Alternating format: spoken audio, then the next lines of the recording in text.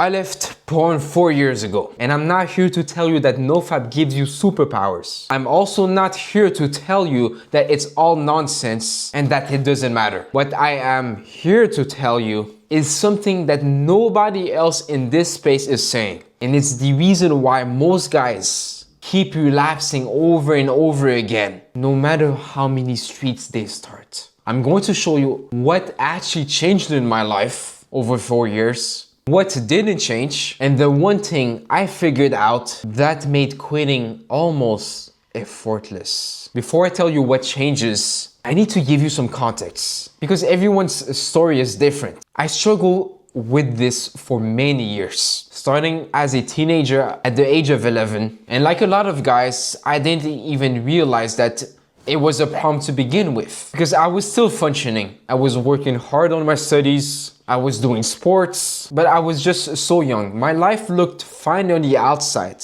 But here's what started happening behind the scenes. I was a people pleaser. I was the nice guy who would let people walk all over him and then be upset about it later. I was scared of confrontations. If someone disrespected me, I'd just take it. I didn't have the backbone to stand up for myself. And the worst part is that a few years later, when I found out about NoFap and I started improving myself, reading books, working out, I would give advice to other people on how to improve their lives whilst I was still struggling with this. I'd help someone else build discipline, help them with their habits, with their social skills. Then I would go home and self-destroy. The gap between who I was to other people and who I was when I was alone. That's what finally broke me. I was sick and tired of walked over, sick and tired of being too weak to say no, not just to porn, to everything. I still remember a while back, before truly changing my life around, I was playing a competitive video game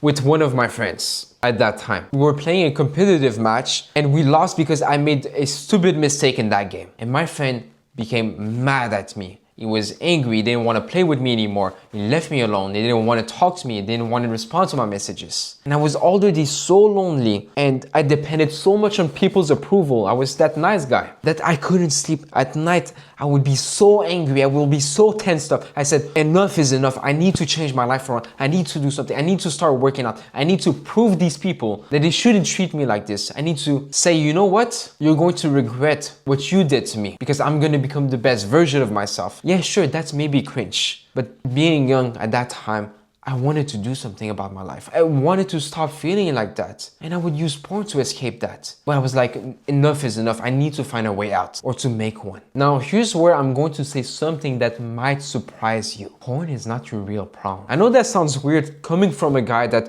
coaches men to quit porn. But hear me out. Porn is a symptom. It's the painkiller, not the disease. And this is exactly why most guys keep on failing. Think about it like this. Imagine you have a broken arm. It hurts. So you take a painkiller. The pain goes away for a few hours. But the bone is still broken. So the pain keeps on coming back. And you take another painkiller and another. And now everyone is telling you, just stop taking those painkillers. And you're thinking, I'm trying, but the pain won't stop. That's what most NoFap advice is doing. Cold showers, website blockers, accountability partners, keeping yourself busy 24/7. All of that is trying to stop you from taking the painkiller. But nobody is asking, what is the broken bone? Once I understood that, everything changed. I stopped trying to fight the urge with willpower. I started fixing what was actually broken underneath. And when you fix the root cause, and I'm not just talking about your general life problems or trauma or the fact that I was a people pleaser, but the true root cause, the symptoms, they disappear on their own. This is why I said that it can be almost effortless. Not because it's easy, but because when you fix the real problem, you stop forcing so hard, trying to not relapse. The desire itself fades. So what actually changes when you quit porn? You might be asking. Not just the behavior, but when you also fix what's underneath. Let me walk you through what happened to me over 4 years. And I'm going to be honest about what changed and what didn't. What changed first? The mind. The first thing I noticed is mental clarity. And I don't mean in a vague, motivational way. I mean, my brain wasn't bombarded with constant sexual thoughts or thoughts about shame and guilt. So I could sit and read for an hour or two without thinking about these things. I could have a conversation and actually listen instead of overthinking. The fog lifted, and when I say that the fog lifted, I mean I started making better decisions because I started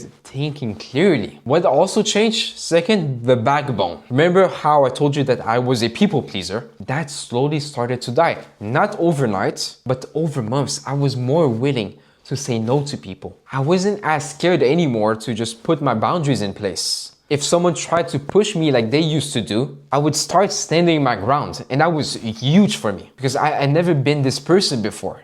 All of my life, I was like that. Finally started tasting confidence. But for me, that meant a lot. I finally felt worthy in a sense. It's weird. But when you are a certain way all of your life, it feels weird to even imagine being different.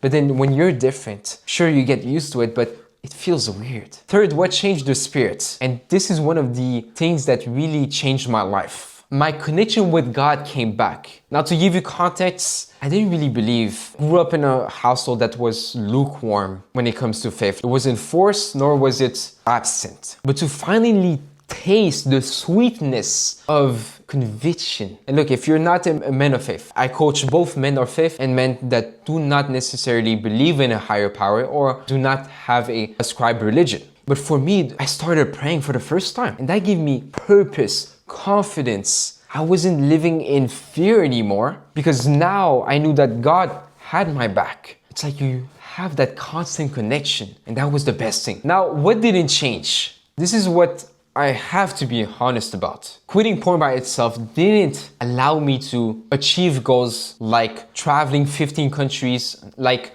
writing my own book, building a successful business, traveling 15 countries in 1 year alone, hundreds of men, being able to be a role model for people around me, being in the best shape of my life, and so on. But quitting porn by itself didn't allow me to achieve these things. It didn't magically give me a social life. I still had to do the work. I still had to go and take the actions. I still had to put myself out there, to put myself in uncomfortable situations, to face adversity, challenges. But what quitting porn did was to give me that energy, the clarity, the courage to actually do these things in the first place. Before, I had the ideas, yeah, I know I should be doing this, I should be improving this part of my life, but I didn't have the drive. I had the knowledge, but not the actions. Now, this is where I need to be direct with you because I've coached hundreds of men through this process and I see the same mistake over and over. Guys think that if they achieve 90 days without porn or if they achieve 180 days without porn, they're on that streak. They feel like everything will click, that it'll be so productive, that life is going to be rainbows and flowers every single day. But it doesn't work like that. The streak is not going to do the work for you. It just clears the path. You still have to walk it. You still have to build the habits. You still have to have the hard conversations. You still have to get uncomfortable. Because earlier on my journey, I thought that being on a long streak of 14 days and above would get me confidence to talk with anyone, that I would become successful with my clothing brand that I had at that time, that I would get in the best shape of my life. But it didn't. What it did do was to remove the thing that was draining me. So when I did put in the work, I repeat, when I did put in the work, the results were 10x. Think about it this way. I'll give you an analogy. Quitting porn is like finally putting fuel in your car, but you still have to drive it somewhere. The fuel doesn't choose the destination.